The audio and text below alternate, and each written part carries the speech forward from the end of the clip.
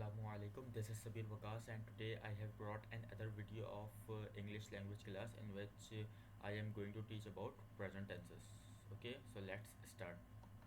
सबसे पहले हम बात कर लेते हैं भाई प्रेजेंट सिंपल की.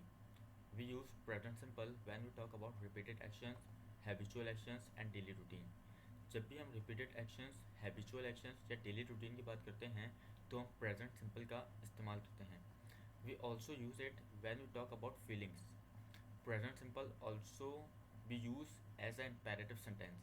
हम प्रेजेंट सिंपल को फीलिंग्स के इजहार के लिए भी जाहिर करते हैं और इसके अलावा एज ए इम्पेरेटिव सेंटेंस यानी कि ऐसा सेंटेंस जिसमें हम किसी को ऑर्डर दे रहे हों, किसी को सजेस्ट कर रहे हों, किसी से इंस्ट्रक्शंस ले रहे हों या किसी से रिक्वेस्ट कर रहे हों तो भी हम प्रेजेंट सिंपल इस्तेमाल करते हैं. ठीक है. फॉर्मूला इसका जो ऑक्सिलरी वर्ब है वो है डू डज. ऑक्सिलरी वर्ब ऐसा वर्ब होता है जो कि मेन वर्ब को सपोर्ट करता है. फॉर्मूला ये आपको लिखा हुआ नज़र आ रहा है. हम इसकी एग्जांपल्स की बात कर लेते हैं. पहले सेंटेंस में बात हो रही है थर्ड पर्सन सिंगुलर की. He eats biryani. According to formula जब भी किसी थर्ड पर्सन सिंगुलर की बात होगी तो अफर्मेटिव बनाते वक्त हम वर्ब के फर्स्ट फॉर्म के साथ एस और ई एस का इजाफा करेंगे. ठीक है. He does not eat biryani. Negative में देख लो भाई, he does not eat biryani. यहाँ पर भी थर्ड पर्सन सिंगुलर की बात हो रही है मगर यहाँ पे मैंने ईट के साथ एस ई एस क्यों नहीं लगाया क्योंकि यहाँ पे डस मैंने लगा दिया. तो he does not eat biryani. जैसे ही डस आएगा वर्ब की फर्स्ट फॉर्म के साथ एस ई एस नहीं आएगा. डस ही ईट बिरयानी, क्या वो बिरयानी खाता है.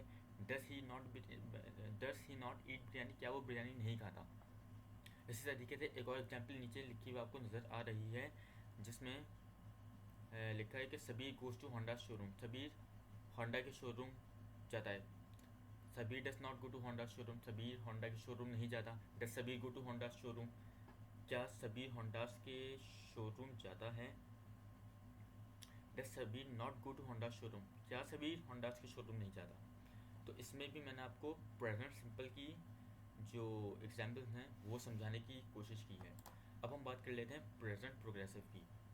We use present progressive to say that somebody is in the middle of an action or something is happening around you now.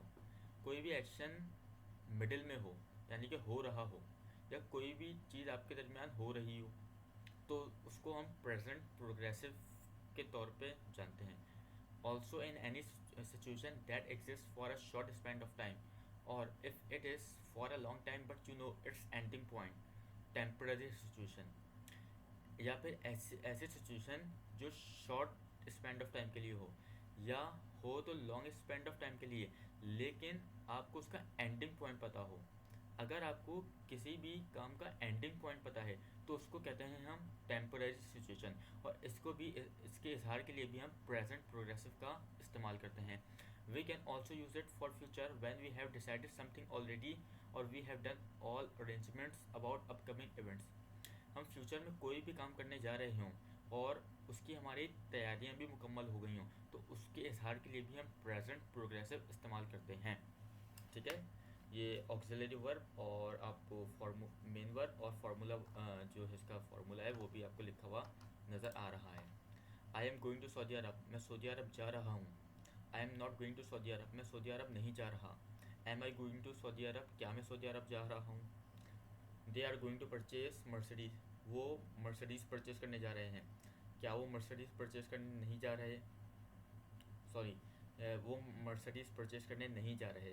और इसी तरीके से अगर हम इसके इंटेरोगेटिव की बात करें तो क्या वो मर्सिडीज़ परचेज़ करने जा रहे हैं. इसी तरीके से मैंने एक तीसरे एग्जाम्पल में आपको ये समझाने की इसी प्रेजेंट प्रोग्रेसिव को समझाने की कोशिश की है. He is going to apply Canadian nationality, वो कैनेडियन नेशनैलिटी के लिए अप्लाई कर रहे हैं.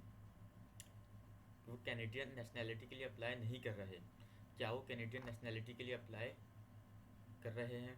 तो ये एक थर्ड एग्जाम्पल थी जिसमें मैंने आपको प्रेजेंट प्रोग्रेसिव के हवाले से समझाने की कोशिश की है. अब हम बात करते हैं प्रेजेंट परफेक्ट की.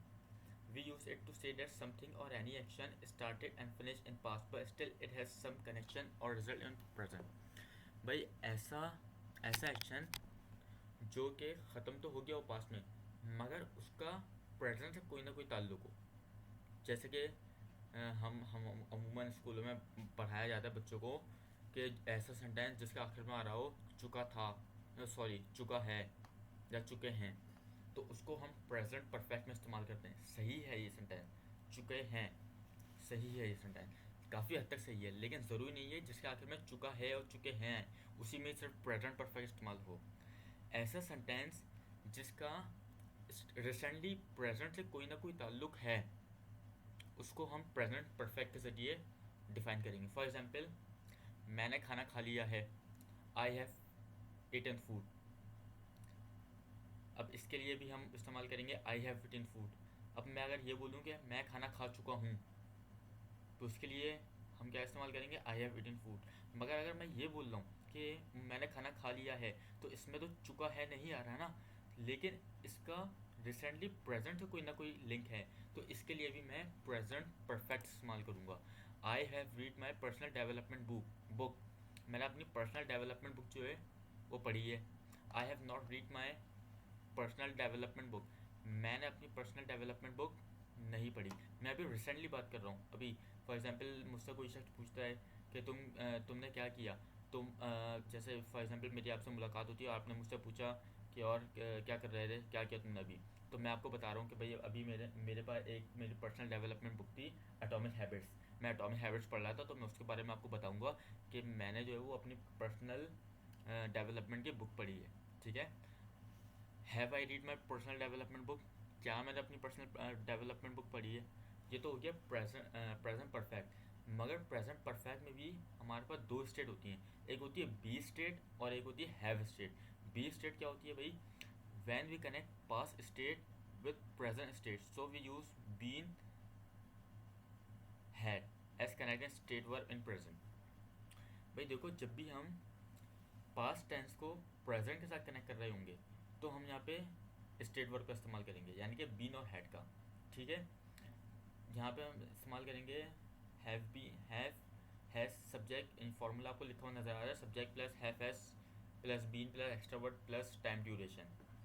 जब भी हम किसी ऐसी चीज़ के बारे में बात करें जो जो है टाइम से रिलेटेड हो, for example I have been here since last night, यानी कि मैं यहाँ कब से हूँ, तो मैं यहाँ कब से हूँ, मैं यहाँ कल रात से हूँ, तो मैं इसके लिए इस्तेमाल करूँगा I have been here since last night. I have not been here since last night, मैं कल रात से यहाँ पर नहीं हूँ।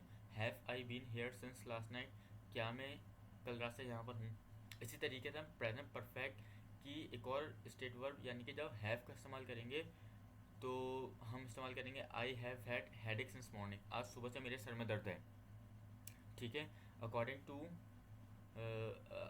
टू हमने हैव और हैज़ के बारे में पढ़ा था ना, कि ये हैव स्टेट वर्ब हम क्यों इस्तेमाल करते हैं। तो according to have state verb हम इंट्रोडक्शन, कंडीशन, पोजीशन, रिलेशनशिप या इलनेस के इजहार के लिए हैव स्टेट वर्ब इस्तेमाल करते हैं। तो क्योंकि फॉर एग्जांपल आज सुबह से मेरे सर में दर्द है, तो मैं बोलूँगा I have had headache since morning. I have not had headache since morning, आज सुबह से मेरे सर में दर्द नहीं है। Have I had headache since morning, क्या आज सुबह से मेरे सर में दर्द है। ठीक है। ये हो गया हमारा प्रेजेंट परफेक्ट कंप्लीट। अब हम बात कर लेते हैं प्रेजेंट परफेक्ट प्रोग्रेसिव की। भाई ऐसा सेंटेंस वी यूज, ऐसा सेंटेंस यानी कि we use it to say that something or any action started in past but still it is going on in present। भाई ऐसा टेंस, ऐसा एक्शन जो कि स्टार्ट तो माजी में हुआ हो, लेकिन अभी भी कंटिन्यूसली जारी हो। फॉर्मूला लिखा हुआ नज़र आ रहा है आपको, it has been raining since morning, आज सुबह से बारिश हो रही है। It has not been raining since morning, आज सुबह से बारिश नहीं हो रही। Has it been raining since morning, क्या आज सुबह से बारिश हो रही है। ठीक है। तो ये हमारे कंप्लीट हो गए प्रेजेंट टेंसेस। अब हम इंशाल्लाह नेक्स्ट वीडियो में पास्ट टेंसेस की बात करेंगे। Thanks for watching my video.